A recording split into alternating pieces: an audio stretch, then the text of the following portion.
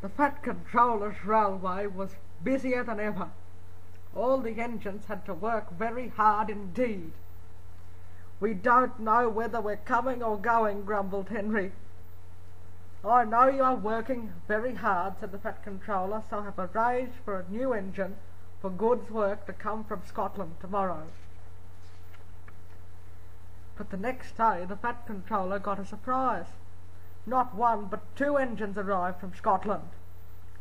They were twins called Donald and Douglas, and they had lost their numbers. No one knew which of them was supposed to stay. "One of you will have to go back to Scotland," said the Fat Controller. "I will paint numbers on you for now, but I will decide which is the better engine and send the other one home." So the engines were given new numbers. Donald was number 9 and Douglas was number 10. Donald and Douglas felt miserable. Neither of them wanted to stay without the other. "We'll just have to be so well behaved that he'll just want to keep us both," said Douglas. "Aye," said Donald, "he won't be able to choose between us." The twins enjoyed working on the Fat Controller's railway. They were good at keeping the trucks in order, and they soon made friends with the other engines. Every day Gordon's express train steamed in with a special coach for passengers travelling on Thomas's branch line. Duck had to remember to shunt the special coach for Thomas to pick up. Douglas said to Duck, "Why don't I move the special coach tomorrow?" "That would be very kind, Douglas," said Duck gratefully. The next day, when Gordon arrived with the special coach, Douglas was busy worrying about being sent back to Scotland. "I couldn't abide going back alone," said Douglas to himself. He was so worried that he forgot to take the special coach to Thomas. He pushed it into the siding and went to join Donald. When Thomas came along, he couldn't find his coach. A group of angry passengers complained to the Fat Controller. The Fat Controller went to find Douglas. I'm very annoyed, Douglas," he said. "It looks as though you may be going back to Scotland." Next day Douglas was extra careful, and he didn't do anything wrong.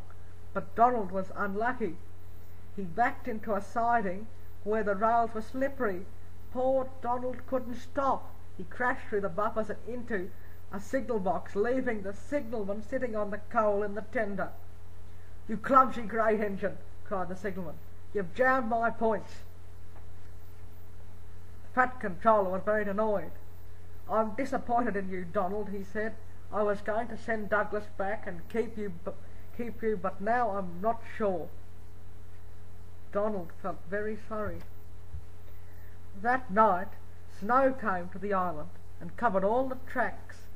Most engines hate snow, but Donald and Douglas loved it. They knew just what to do. They puffed busily backwards and forwards, patrolling the line. They even rescued other engines who got stuck in the snowdrifts. All the other engines liked Donald and Douglas. Everyone was sad that one of them was going to be sent away. "They were wonderful in the snow," said Henry. "What we need is a deputation," said Edward. "What is a depostation?" asked Henry. "A deputation is when engines tell the Fat Controller that something is wrong and ask him to put it right," replied Edward. "I propose," said Gordon quickly, "that Percy be our desperation." So it was Percy's job to speak to the Fat Controller. He wished it wasn't. "Please, sir, they've made me a desperation, sir." "To speak to you, sir." "Do you mean a deputation?" asked the Fat Controller. "Yes, sir. It's Donald and Douglas, sir. Please don't send them away, sir. They're nice engines, sir." The Fat Controller smiled.